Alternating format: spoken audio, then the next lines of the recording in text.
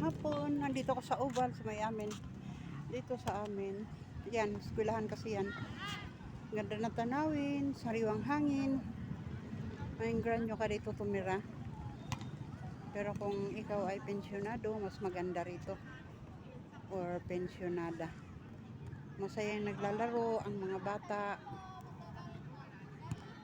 Nagpa-practice.